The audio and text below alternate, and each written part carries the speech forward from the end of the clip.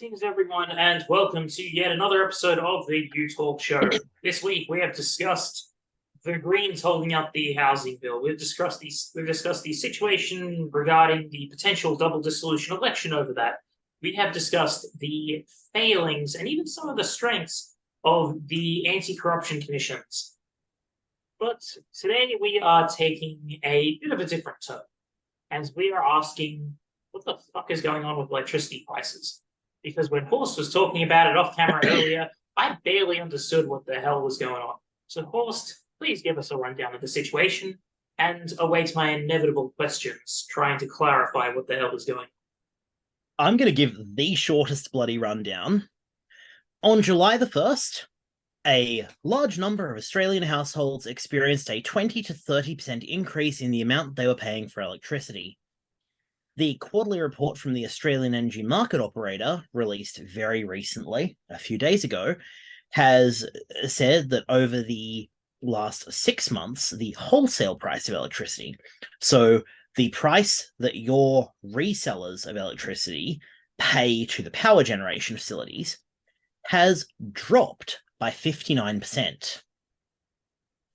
Now, in light of the fact that the amount they're paying has dropped 59%, you might expect that you, as a householder, would be paying a little less for your electricity rather than a little more.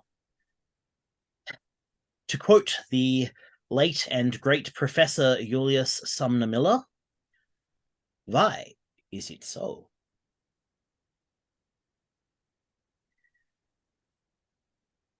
Okay, I'm not getting questions to start with, which means Carl's following me so far. That's good. So, the Or a couple market of statements to be made. Sort of statements as questions in a way. Yeah. Okay, so here's my understanding of what's happened in the last year. Yep. The energy market operator suspended the market and kept prices at the same level. At the same time, the government $264 per megawatt hour averaged. And at the same time, the government basically gave the energy retailers a sweetheart deal, which gave them massive profits. That one's a little bit harder to get into, but I mean, regardless of the actions, the end result of it was that the price for an Australian householder stayed pretty stable. Yes, but at the same time, this will lead into my next question. So they got a sweetheart deal, which saw them make much larger profits. Like they were getting, there was the amount that it takes to generate electricity and all that, and they were essentially being paid far above that. Not quite. With the suspension of the national energy market, it effectively meant that instead of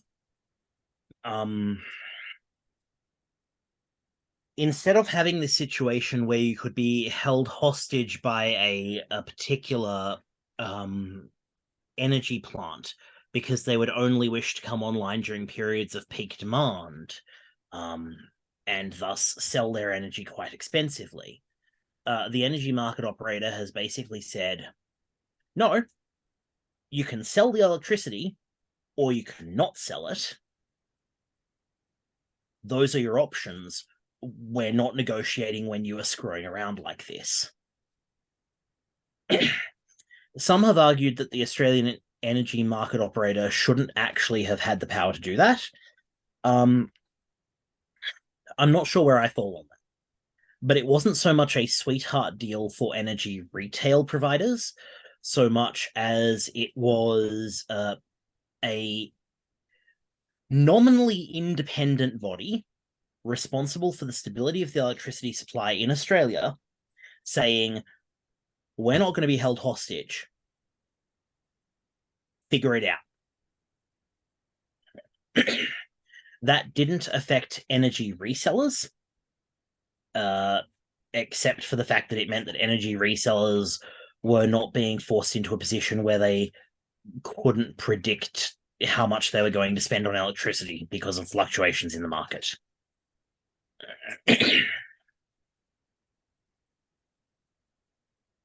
Okay, so I decided I'd look it up while you were talking.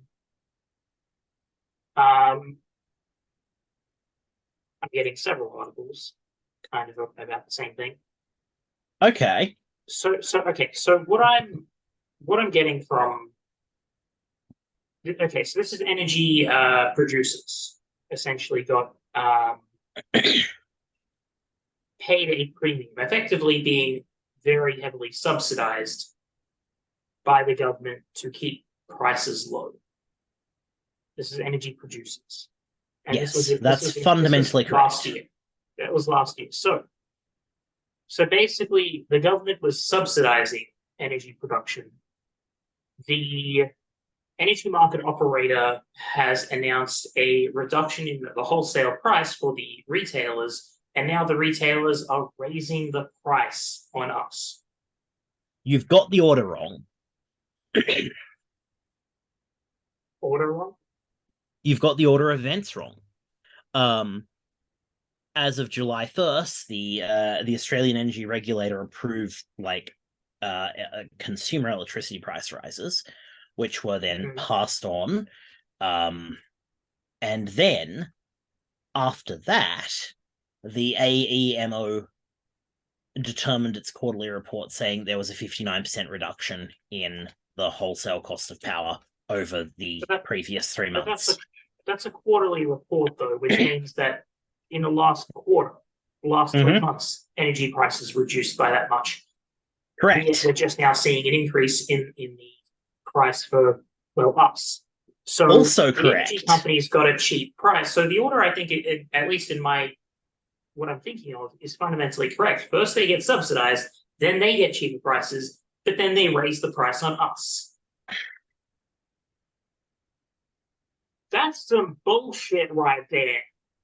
Time travel. It's time for time travel. Because the instability of the previous year is actually what was taken into account with the consumer price adjustment of electricity prices that took place this year.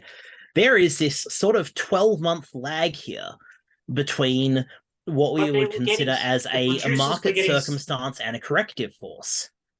But the producers were getting subsidies to keep the prices low. Kinda, yeah.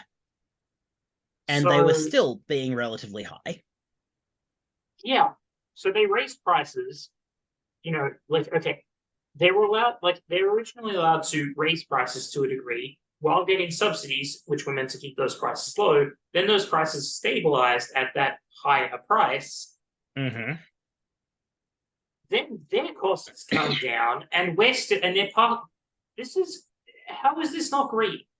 How is this not okay, great? So who lost out so much that they then need to make us pay a higher price now to cover their losses? And when did that loss occur? Because I'm not seeing when the loss occurred to justify these price rises. Okay, so let's think of it like a bank, right? Let's say that the Burkhart Bank of Australia has 5 million customers. And let's say that the total holdings in savings of those 5 million customers are, let's say they have $400 in savings each. So that's $20 million that is held by the bank, right? Now, part of how the bank is going to make money to cover its operations is through the levying of fees. And another part of how the bank is going to make money as a business is that it is going to invest some of those funds into speculation, things like owning property or trading on stocks. And so that $20 million might turn over the course of a year into $22.5 million. Let's say that I don't have to worry about real estate and I just have a few people. So by the end of the year, I still have like $22.25 million.